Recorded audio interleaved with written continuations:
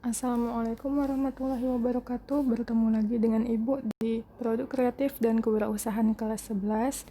Kita kemarin sudah mempelajari tentang sikap dan perilaku wirausahawan, dan kali ini kita akan mempelajari tentang peluang usaha produk barang atau jasa.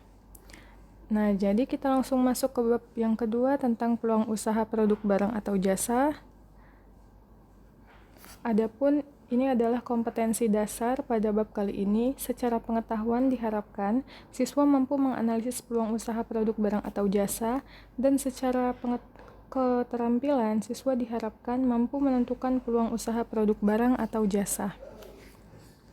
Nah, ini adalah penilaian yang akan dilakukan pada bab kali ini. Ada penilaian tertulis, lisan, penugasan, produk, dan proyek. Ini adalah pokok-pokok bahasan yang akan kita pelajari di bab ini. Jadi kita akan mempelajari bagaimana cara mengidentifikasi peluang usaha, menentukan jenis usaha, menentukan risiko usaha, studi kelayakan usaha, dan membuat proposal usaha. Kita langsung masuk ke pokok bahasan yang pertama mengenai peluang usaha. Jadi peluang usaha itu merupakan suatu kesempatan yang dimiliki seseorang untuk mencapai tujuan. Tujuannya ini dapat berupa keuntungan, uang, atau kekayaan, dengan cara melakukan usaha yang memanfaatkan berbagai sumber daya yang dimiliki. Nah, jadi peluang usaha ini erat kaitannya dengan perencanaan usaha, karena peluang usaha ini adalah salah satu langkah untuk merencanakan usaha. Perencanaan usaha itu sendiri adalah proses penentuan visi, misi, tujuan, strategi, kebijakan, prosedur, aturan, program, dan anggaran yang diperlukan untuk menjalankan suatu usaha atau bisnis. Nah, jadi untuk membuat suatu perencanaan usaha yang baik, itu ada beberapa sifat. Sifatnya itu yang pertama adalah fokus. Jadi, perencanaan usaha itu dibuat berdasarkan visi, misi, dan tujuan yang jelas. Yang kedua ada rasional dan faktual. Artinya, perencanaan usaha itu dibuat berdasarkan pemikiran yang masuk akal atau rasional, realistis, berorientasi kepada masa depan, dan didukung dengan fakta-fakta yang ada. Yang ketiga, berkesinambungan dan estimasi. Artinya, perencanaan usaha dibuat dan dipersiapkan untuk tindakan yang berkelanjutan, serta perkiraan-perkiraan tentang kondisi di masa datang. Yang keempat, siap dan fleksibel. Artinya, perencanaan usaha dibuat sebagai persiapan, yaitu pedoman untuk tindakan-tindakan yang akan dilaksanakan dan disesuaikan dengan lingkungan bisnis yang dihadapi. Dan yang terakhir adalah operasional, artinya perencanaan usaha dibuat sesederhana mungkin, rinci, dan dapat dilaksanakan. Selanjutnya, apabila perencanaan usaha telah memiliki sifat-sifat seperti yang telah dijelaskan pada slide sebelumnya, maka dengan membuat perencanaan usaha itu akan diperoleh beberapa manfaat, antara lain pekerjaan atau aktivitas dapat dilakukan secara teratur dan memiliki tujuan yang jelas karena tadi sifatnya sudah fokus. Yang kedua, menghindari pekerjaan atau aktivitas tidak produktif, menggunakan sumber daya lebih efisien.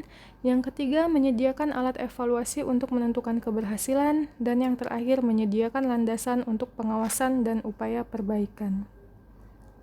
Nah, untuk merencanakan suatu usaha, ada 4 proses atau 4 langkah yang perlu dilakukan. Yang pertama, mengidentifikasi peluang usaha. Yang kedua, menentukan jenis usaha yang akan dilakukan. Yang ketiga, melakukan studi kelayakan usaha. Dan yang terakhir, menyusun proposal usaha. Kita masuk ke pokok bahasan yang pertama, ke langkah yang pertama tentang identifikasi peluang usaha. Nah, jadi dalam mengidentifikasi peluang usaha, kita memerlukan berbagai informasi. Ada 10 informasi yang perlu dicermati dalam mencari peluang usaha, yaitu informasi terhadap minat dan daya beli konsumen, seluk-beluk pemasaran produk atau jasa, penjualan, manajemen usaha, modal, tenaga kerja, mengenai produk atau jasa yang akan kita buat, perawatan peralatan, administrasi pembukuan, dan penelitian pengembangan. Nah, untuk identifikasi peluang ini, kita harus memperoleh informasi itu dari sumber yang lengkap dan bisa dipercaya. Jadi ada 2 jenis sumber. tempat kita mencari informasi, 10 informasi yang telah disebutkan di slide sebelumnya. Ada 2 sumbernya, yaitu sumber informasi primer dan sumber informasi sekunder. Sumber informasi primer dapat berasal dari konsumen, pedagang, perantara, atau penjual eceran. Sedangkan sumber informasi sekunder bisa berasal dari catatan internal wirausahawan, pemerintah, data biro statistik, kamar dagang dan industri, dan media massa.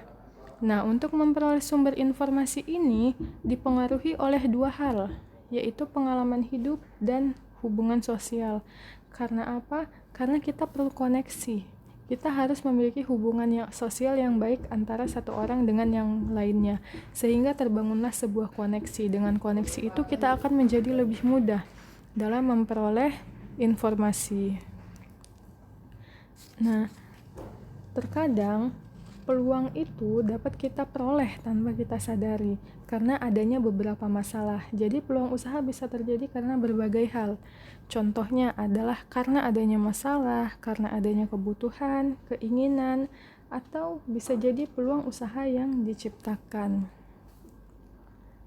Nah, untuk memperoleh atau untuk menemukan peluang usaha yang tepat, kita dapat menggunakan 2 pendekatan, yaitu pendekatan inside out dan pendekatan outside in. Pendekatan inside out itu adalah keberhasilan itu akan dapat diraih dengan memenuhi kebutuhan yang ada saat ini. Jadi pada pendekatan inside out, kebutuhan yang sudah ada saat ini kita identifikasi, kita cari apa sih, lalu kita temukan solusinya, bagaimana kita akan menyelesaikan permasalahan kebutuhan saat ini. Nah, dari sanalah kita bisa menemukan informasi dan menemukan peluang usaha sehingga bisa menghasilkan perencanaan usaha yang matang dan memperoleh keberhasilan. Sedangkan pada pendekatan outside in, keberhasilan itu akan dapat diraih dengan menciptakan kebutuhan.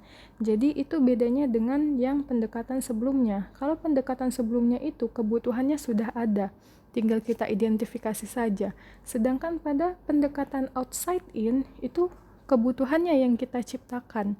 Kita membuat orang-orang tuh jadi membutuhkan suatu barang, produk barang atau jasa, sehingga bila kita membuat orang tersebut memerlukan produk barang atau jasa itu menjadi suatu kebutuhan, orang-orang akan butuh. Dan disanalah peluang kita untuk memikirkan suatu rencana usaha yang baik sehingga akan memperoleh keberhasilan. Nah, untuk tugas kalian adalah silahkan pikirkan satu usaha yang akan kalian buat terkait kefarmasian di bidang farmasi, lalu kalian lihat peluang usahanya. Kalian tentukan peluang usahanya bagaimana, sumber informasinya berasal dari mana. Lalu kalian catat di buku, nanti akan Ibu telepon satu persatu untuk mendengarkan jawaban usaha dari kalian. Sekian pelajaran hari ini, Ibu tutup dulu. Mohon maaf apabila ada salah. Wassalamualaikum warahmatullahi wabarakatuh.